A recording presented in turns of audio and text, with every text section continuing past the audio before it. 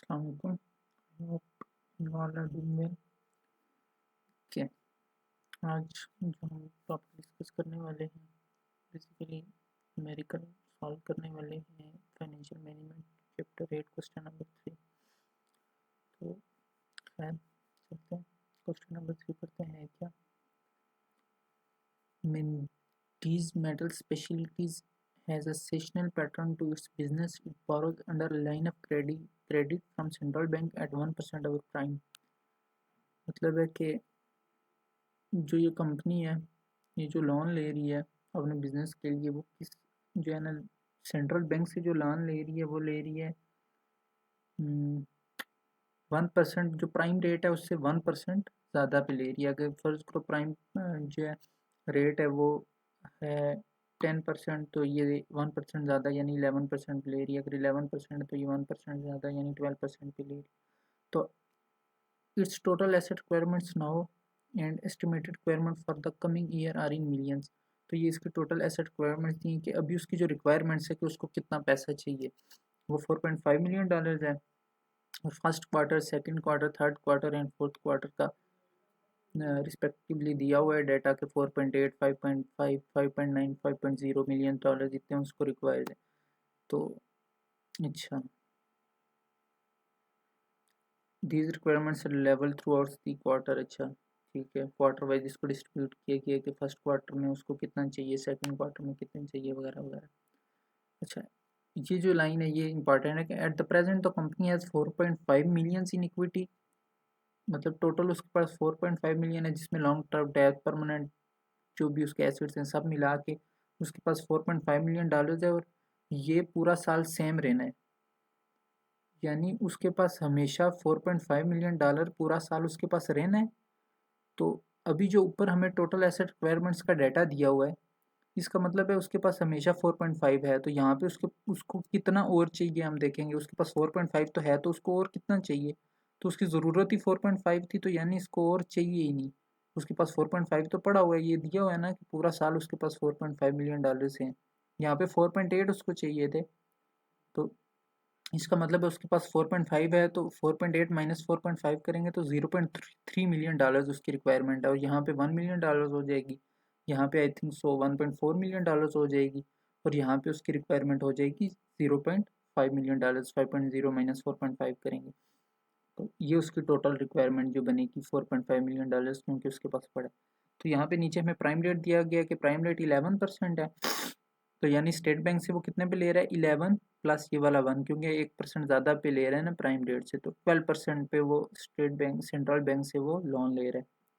अच्छा, and the company expects no change in this rate for the next year. अच्छा, पूरा साल 12% पे ही लेता रहेगा। When this metal is also considering issuing intermediate term डेब्ट एट द इंटरेस्ट रेट। अच्छा, वो एक और लोन ले रहे हैं किसी से, जो लोन वो ले रहे हैं किस पे, 13.5% रेट पे ले रहे हैं।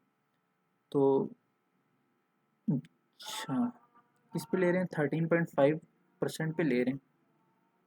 तो इन दिस रिगार्ड पे जो 13.5% पे वो ले रहे हैं, उनके पास तीन चॉइसेस हैं कि या तो वो ज़ीरो लोन लें, यानी 13.5% पे लोन ले ही ना, या फिर वो कितना लें, 500,000 यानी $5 मिलियन वो लोन ले लें किस रेट पे, 13.5 रेट पे, या फिर वो $1 मिलियन ले लें किस पे, 13.5% रेट पे। तो ये बेसिकली वो पूरे साल के लिए गट्ठा उठाएंगे, क्वार्टरली नहीं उठाएंगे। जब पूरे साल के लिए गट्ठा ही उठाएंगे ना, या $1, $500,000, ये जब पूरे साल के लिए उठाएंगे तो ये इस 4.5 जो उनके पास पूरे साल के लिए पड़ा हुआ है ना, इसके साथ ऐड अप हो जाएगा। क्योंकि ये लोन उन्होंने किसकी उठाया, पूरे साल के लिए इकट्ठा उठाया। किस रेट पे उठाया, 13.5% रेट पे। तो ये इस 4.5 के साथ ऐड हो जाएगा कि उनके पास पूरे साल के लिए कितना पड़ा हुआ है पहले से, ये उसके साथ ऐड हो जाएगा। अच्छा, और ये तीन, या तो उसके पास तीन ऑप्शन है, या ज़ीरो लोन ले 13.5 पे, या 500,000 ले, या $1 मिलियन ले। तो हमारे पास यानी थ्री मुख्तलिफ अल्टरनेटिव्स आ गए। इसके ऊपर हमने जो है ना स्टैटिक कैलकुलेशन करनी है। All additional funds requirement will be borrowed. अच्छा, ये सब लोन लेने के बाद उसको बाकी जो पैसों की अगर ज़रूरत पड़ी तो वो किससे, लाइन ऑफ क्रेडिट पे सेंट्रल बैंक से वो लोन ले लेगा। बाकी जो ज़रूरत पड़ेगा इसके बाद क्वार्टरली वो लोन वहाँ से उठा लेगा। अच्छा, total dollar boring cost for short and intermediate term under each of three alternatives of assume there is no change in the current liabilities each alternative। तो ये तीनों अल्टरनेटिव्स पे हमने जो है ना उसका करना है कि वो कितने इंटरेस्ट पे लोन उठा रहा है। जब वो लोन लेगा तो कितने इंटरेस्ट पे लेगा और जिसका इंटरेस्ट ज़्यादा होगा तो इसका मतलब है वो उसको ज़्यादा महंगा पड़ रहा है। तो हमने ये बताना है कि कहाँ पे उसको जो है ना अपना लोन सबसे कम देना पड़ रहा है। तो उसके लिए हम चलते हैं कैलकुलेशन करते हैं। अच्छा, टोटल प्राइम रेट क्या है उसका 10% है, तो क्योंकि वो ज़्यादा ले रहा है तो टोटल क्या हो जाएगा हमारे पास, टोटल इंटरेस्ट रेट हमारे पास हो जाएगा, सॉरी 10 नहीं है, प्राइम रेट 11 है, तो टोटल इंटरेस्ट रेट हमारे पास आने वाला है 11 + 1, तो ये हो जाएगा 12%। ये देखो क्योंकि 11% प्राइम रेट है तो ये स्टेट बैंक से कितने पे उठा रहा है, टोटल इंटरेस्ट रेट 12% पे स्टेट बैंक से उठा रहा है। और बाकी जो जो है ना 13.5% पे ये शॉर्ट टर्म डेप्थ ले रहा है वो हम चीज़ें देखते हैं। तो इसके लिए फर्स्ट हम जो है ना टेबल बना लेते हैं 6/4 कहाँ,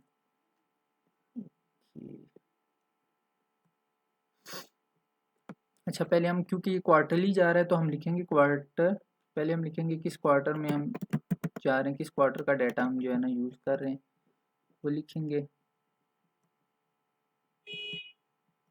देन हमारे पास है, अच्छा टोटल जो है ना हमारी रिक्वायरमेंट कितनी है हर क्वार्टर की वो हम लिखेंगे, एसिड रिक्वायरमेंट। अच्छा देन एसिड रिक्वायरमेंट हो गई। देन हमारे पास जो है ना परमानेंट फंड कितना है, यानी जो हमारे पास डाटा मौजूद है वो कितना है हमारा, वो हम लिखेंगे। एंड हमें और कितना हमने बोरो करना है उसको हम एडिंग दे देते हैं बोरिंग नीड्स की। देन हमारा इंटरेस्ट रेट कितना है, इंटरेस्ट के स्पेलिंग पता नहीं क्या होते हैं, जो भी इंटरेस्ट रेट कितना है वो हम देख लेंगे। और देन हम जो ले रहे हैं कॉस्ट वो कितनी है वो हम देख लेंगे। तो इसको हम रखते हैं, कॉस्ट को हम रखते हैं डॉलर्स में, कि कितने डॉलर्स हम जो है ना बोरो कर रहे हैं इस साइड। और जो हमारी बोरिंग नीड्स है वो हो जाएगी मिलियन में, कितने मिलियन हम जो है ना लेने, परमानेंट फंड भी हमारे होने वाले हैं मिलियन में। ओके, एसेट रिक्वायरमेंट्स भी होने वाली है मिलियन में। अच्छा, ये first quarter, second quarter and third quarter and fourth quarter.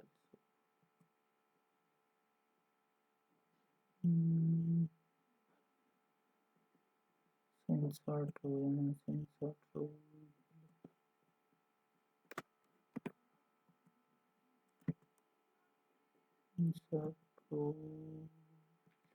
ये हो गया हमारे पास। ओके, 4 क्वार्टर है हमारे पास। क्वार्टर में बेसिकली क्या होता है, एक ईयर को जो है ना क्वार्टर में डिवाइड किया जाता है, यानी 4 हिस्सों में। तो हमारा इंटरेस्ट रेट क्या है, तो जब 4 हिस्सों में हमने साल को डिवाइड किया कि हम उसको 4 हिस्सों में देखेंगे तो हमारा इंटरेस्ट रेट भी जो है ना वो भी डिवाइड होगा। इंटरेस्ट रेट हमारा आ जाएगा, टोटल 12 है तो डिवाइडेड बाई 4 होके ये आ जाएगा हमारे पास कितना, 3% पर क्वार्टर। 3% पर क्वार्टर इसलिए आया है क्योंकि ओवरऑल पूरे ईयर पे अगर हम साल के लिए लोन ले रहे हैं तो कितना है, 12% है ना। जब हम क्वार्टर में यानी उसको हम कितने हिस्सों में डिवाइड कर रहे हैं, 4 हिस्सों में जब डिवाइड कर रहे हैं तो जो हमारा इंटरेस्ट रेट है ना वो भी डिवाइड होगा। तो इंटरेस्ट रेट हमारा सेम रहने वाला है चारों क्वार्टर में, कितना 3%।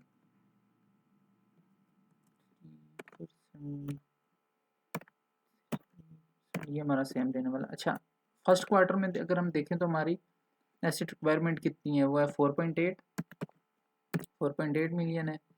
देन सेकंड में अगर हम देखें तो 5.5 है। देन अगर हम देखें थर्ड में तो 5.9 है।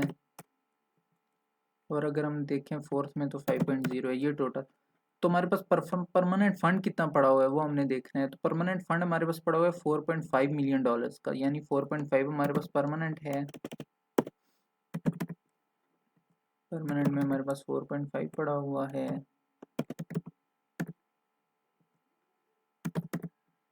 और हमारे पास जो है ना ज़रूरत कितनी है बोरिंग नीड भी, यहाँ पे 4.8 है तो हमें ज़ाहिर सी बात है 0.3 मिलियन डॉलर चाहिए, और यहाँ पे हमारे पास हमें 1 मिलियन डॉलर चाहिए।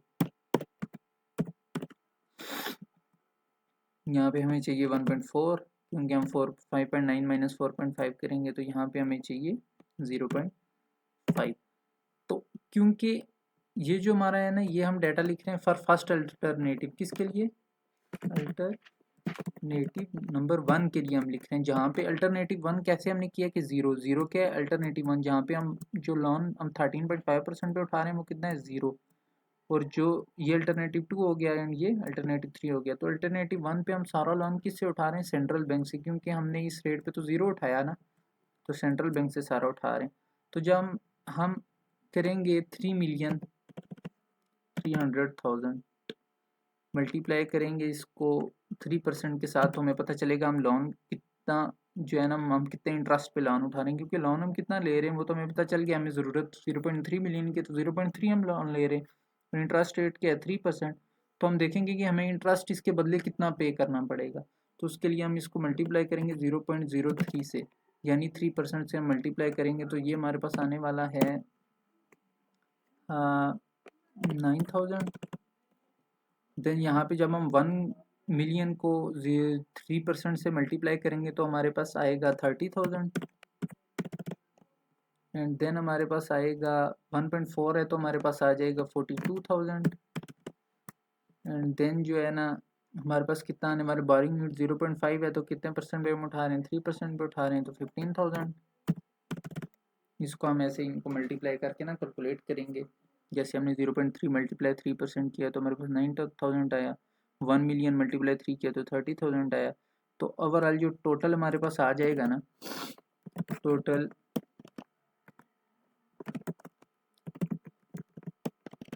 इंटरेस्ट वो आएगा, इन सबको जब हम ऐड अप करेंगे ना, ये ओवर द ईयर हम निकालेंगे तो हमारे पास आ जाएगा 96,000।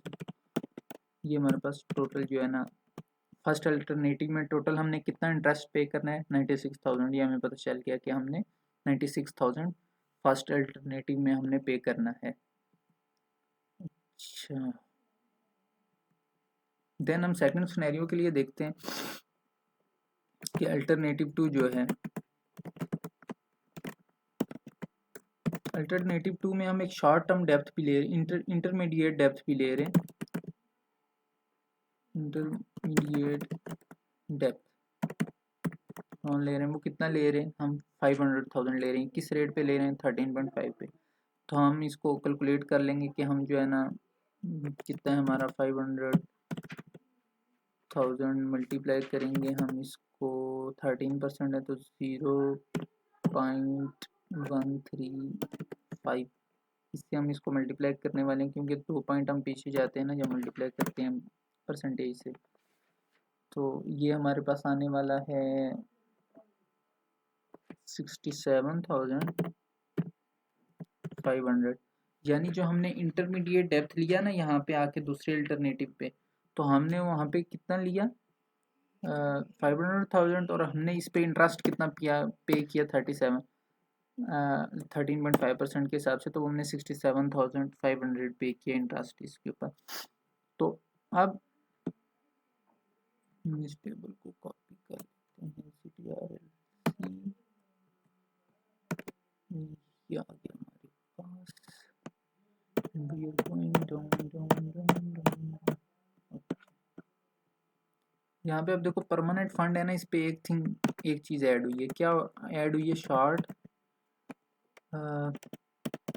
जो हमने डेप्थ लिया है ना टोटल, वो ऐड हुआ है। डेप्थ हमने कितना लिया? सेकंड अल्टरनेटिव कर रहे हैं ना, तो हमने 500,000 यानी 5 मिलियन हमने डेप्थ लिया।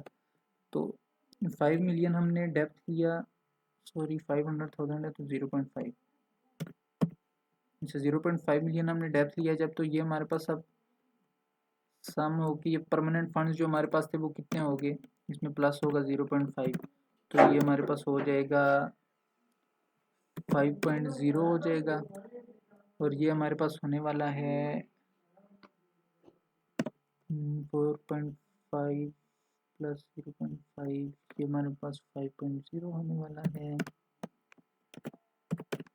एंड देन ये भी हमारे पास 5.0 हो जाएगा, क्योंकि हिसाब में जो है ना हमारे पास क्या 0.5 प्लस हो गया। तो ये सारा डाटा हमारे पास क्या आ गया, तो ये मैंने डायरेक्ट 5.0 लिख दिया ना, इसमें यहाँ पे प्लस का साइन डाल के ये मैंने इस तरह लिखे, जैसे कॉपी करके कर देता हूँ।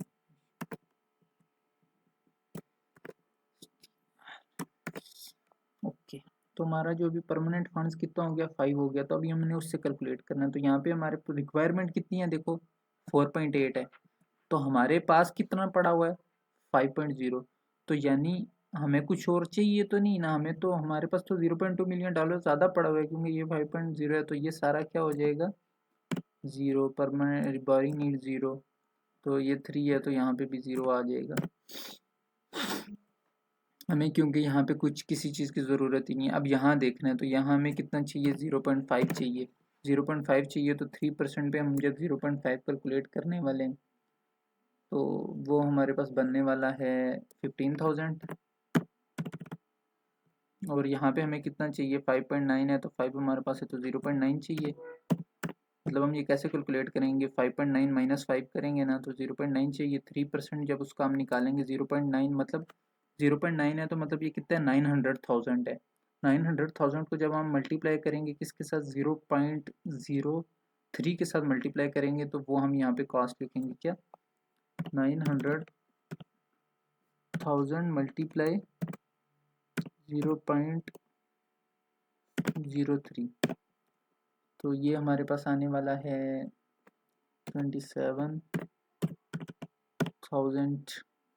ओके 27,000 यहाँ पे हमारे पास क्या आएगा।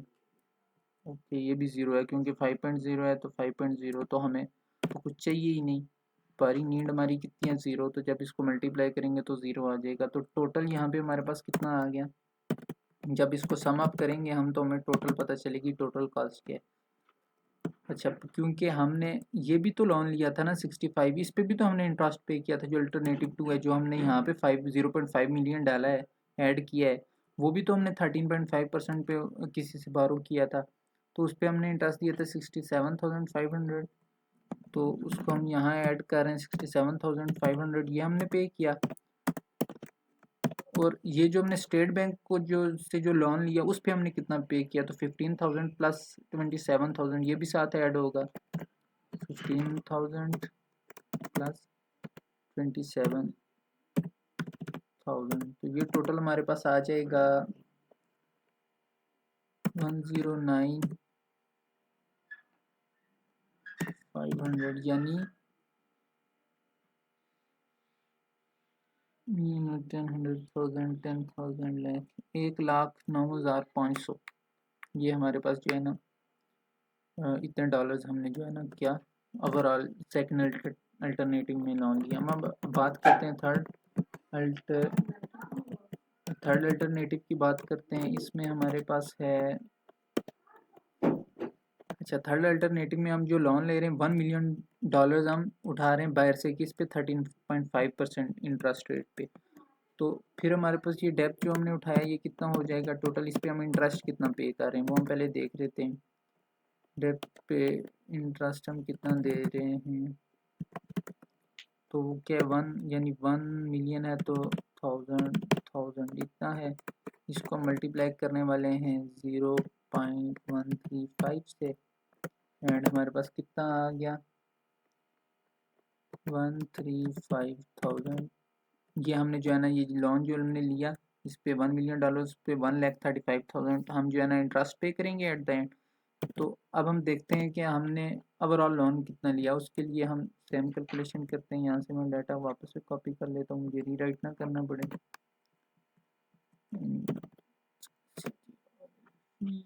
एसेट रिक्वायरमेंट्स हमारी थी 4.8 सैमरी की क्वार्टर में, यहाँ पे जस्ट हमारे पास हो गया 1.0,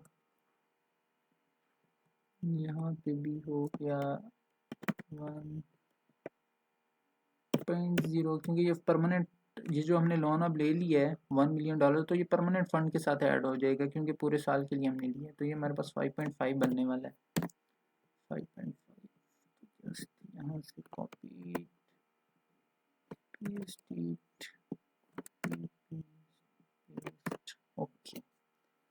ये मेरे पास 5.5 जो है ना आ गया। तो यहाँ पे हमारी एसेट रिक्वायरमेंट 4.8 थी, तो हमारे पास 5.5 पड़ा हुआ है, तो हमें कोई नीड नहीं है बाय करने की। यहाँ पे 5.5 थी और हमारे पास 5.5 पड़ा हुआ है, so no need to borrow anything and no interest. यहाँ पे हमारे पास 5.9 थी, हमारे पास 5.5 पड़ा हुआ है, तो हमारे पास आ जाएगी 0.4। देखें 5.9 माइनस 5.5 0.4। जब हम इसको 3% पे कैलकुलेट करने वाले हैं $400,000 को, तो ये हमारे पास बनने वाला है, कितना बन जाएगा 12,000। एंड यहाँ पे हमें 5.5 चाहिए, 5.0 चाहिए, हमारे पास 5.5 पड़ा है, तो नो नीड फॉर एनीथिंग।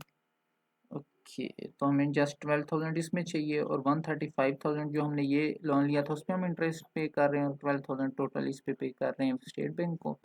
तो हमारा जो है ना टोटल इंटरेस्ट कितना बनने वाला है थर्ड अल्टरनेटिव में? टोटल इंटरेस्ट बनने वाला है 12,000 ये वाला, प्लस होगा हमारे पास 135,000 जी, और ये टोटल हमारे पास बन जाएगा 147,000। ओके, अभी हम इसको टेबल इंसर्ट करते हैं और कंपैरिजन कर लेते हैं इसका। 3/3 का ये ठीक रहने वाला है टेबल। अब हम लिखते हैं फर्स्ट अल्टरनेटिव में हमने कितना लिया, फर्स्ट अल्टरनेटिव उसमें हमने लिया था जो हमारी जो कास्ट हुई थी फर्स्ट अल्टरनेटिव में हमने टोटल कितना जो है ना पे किया था इंटरेस्ट 96,000। एंड सेकंड अल्टरनेटिव में हमने कितना दिया, वो हमने टोटल जो हमने ऊपर कैलकुलेट किया वो हमने दिया था 109,500 1,09,500। एंड थर्ड अल्टरनेटिव में हमने दिया था अभी अभी हमने कैलकुलेट किया वो है 135,000 नहीं, हाँ 147 ये हमने कैलकुलेट किया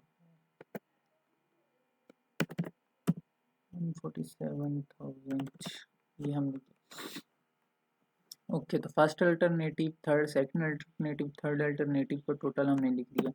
तो अभी हमने क्वेश्चन में बताना कि ये चीज़ें तो हमने कैलकुलेट कर ली कि तीनों अल्टरनेटिव में हमने जो लोन लिए हैं उसके ऊपर हमने इंटरेस्ट कितना पे किया। अगर फर्स्ट अल्टरनेटिव के साथ हम जाते हैं ना, हमारे पास तीन चॉइसेस हैं।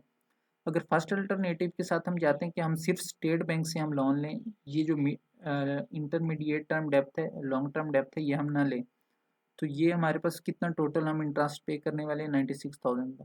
तो अगर हम $500,000 यहाँ इससे ले लेते हैं और बाकी जितना हमें चाहिए वो हम सेंट्रल बैंक से लेते हैं, तो हम ओवरऑल कितना इंटरेस्ट पे करेंगे 1,09,500। तो थर्ड अल्टरनेटिव जो था हमारे पास कि अगर हम $1 मिलियन लोन यहाँ से उठा लेते हैं 13.5% इंटरेस्ट रेट पे, और बाकी जो हमें ज़रूरत पड़ता है वो हम स्टेट बैंक से लेते हैं, तो हम ओवरऑल जो हम देने वाले हैं वो 1,47,000 इंटरेस्ट पे करने वाले। तो हमने तो वो जाना है कि हमें इंटरेस्ट कम से कम देना पड़े, तो हमारे पास अल्टरनेटिव नंबर 1 जो है वो हमारे पास बेस्ट रहेगा कि उस पे जो है ना हम इंटरेस्ट जो है कम पे कर रहे हैं। तो हम क्या लिखेंगे कि अगर हम कॉस्ट फोकस्ड डिसीजन करते हैं ना, हमारा डिसीजन कॉस्ट फोकस्ड है कि हमें कम से कम कॉस्ट जो है ना बीयर करनी पड़े, तो हम अल्टरनेटिव 1 के साथ जाएंगे। तो हम यहाँ पे लिख देंगे आफ्टर कंपेयरिंग ऑल, कंपेयरिंग की स्पेलिंग ठीक कर लेंगे, all 3 alternatives we come to decision that we have to go with first alternative and take all required loans from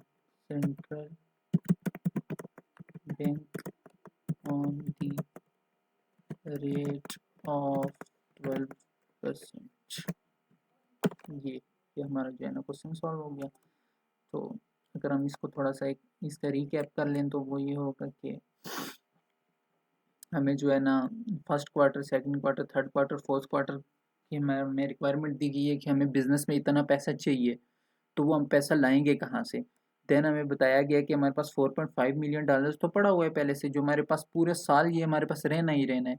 तो यानी ये पूरा साल है ना, 4 क्वार्टर कितना साल बनते हैं ना, तो पूरा साल हमारे पास यानी 4.5 मिलियन डॉलर्स पड़ा हुआ है। तो अब हमने देखना है कि हमें और कितना चाहिए। तो वो हमने देखा तो हमें पता चला कि हमें और जो है ना चाहिए 0.3, 1.0, 1.4, 0.5 हमने क्वार्टरली देख लिया ना, क्योंकि हर क्वार्टर में हमारे पास 4.5 पड़ा हुआ है। तो हम जो टोटल नीड है उसमें से 4.5 माइनस करने वाले हैं, तो बाकी चीज़ हमें पता चल जाएगी कि हमें कितना चाहिए। उसके बाद हमें ये दिए गए आपके पास 3 अल्टरनेटिव हैं कि आप या तो सिर्फ सेंट्रल बैंक से 12% यानी प्राइम से 1% ज़्यादा 12% रेट पे सेंट्रल बैंक से लोन उठाओ, या फिर आप पहले ही लोन उठा के जो है ना 13.5% पे आप लोन लेके 4.5 डॉलर जो टोटल आपके पास जो है ना क्या है परमानेंट फंड है उसके साथ आप ऐड कर लो, क्योंकि आप ये ईयरली बेस्ड पे ले रहे हो ना लोन, तो आप इस साल के शुरू में ले लोगे और फिर आपको फोर्थ क्वार्टर के बाद इसको पे करना है साल के एंड पे, तो ये परमानेंट फंड के साथ आपके ऐड हो जाएगा, क्योंकि ये पैसे पूरा साल आपके पास रहने वाले। तो उसके लिए 3 अल्टरनेटिव है कि आप या तो 0% जीरो लोन ले रहे हो 13.5 पे, या 500,000 ले रहे हो, या $1 मिलियन ले रहे हो 13.5% इंटरेस्ट रेट के ऊपर। तो हम हर अल्टरनेटिव के लिए हमने कैलकुलेट किया कि जब हम जीरो लोन ले रहे हैं अल्टरनेटिव 1 है उसके लिए हमें स्टेट बैंक से कितना लोन लेना पड़ेगा, वो हमने कैलकुलेट किया 96,000। जन अल्टरनेटिव 2 पे हमने इंटरमीडिएट डेप्थ ले लिया 500,000, 13 उस पर इंटरेस्ट कितना पे किया 67,500 इंटरेस्ट पे किया। देन जो हमारे पास बाकी जो हमारे पास हमें पैसे चाहिए थे वो हमने स्टेट बैंक से लिए, सेंट्रल बैंक से लिए, और टोटल हमने जो डेप्थ पे किया वो हमने लोन इंटरेस्ट पे किया वो हमने किया 109,500 यानी $1,09,500 हमने पे किए। देन हमने थर्ड अल्टरनेटिव पे $1 मिलियन हमने वहाँ से उठाए 13.5% इंटरेस्ट रेट पे, और उस पर हमने जो इंटरेस्ट पे किया वो है 1,35,000। और जब उस पर हमने जो है ना उसको हमने किया स्टेट बैंक से हमने जो यानी सेंट्रल बैंक से हमने लोन लिया वो हमने लिया 12,000। जब इसको ऐड सम अप किया तो हमारे पास आया 1,47,000 टोटल। जब तीनों अल्टरनेटिव्स को कंपेयर किया तो हमें पता चला कि हम फर्स्ट अल्टरनेटिव हमारे लिए बेस्ट है, क्योंकि उस पर हम सबसे कम इंटरेस्ट पे कर रहे हैं। तो हमने लिख दिया कि after comparing all three alternatives we come to decision that we have to go with first alternative and take all required loan from central bank on the rate of 12%। I hope ये question आपको समझ आ गया होगा।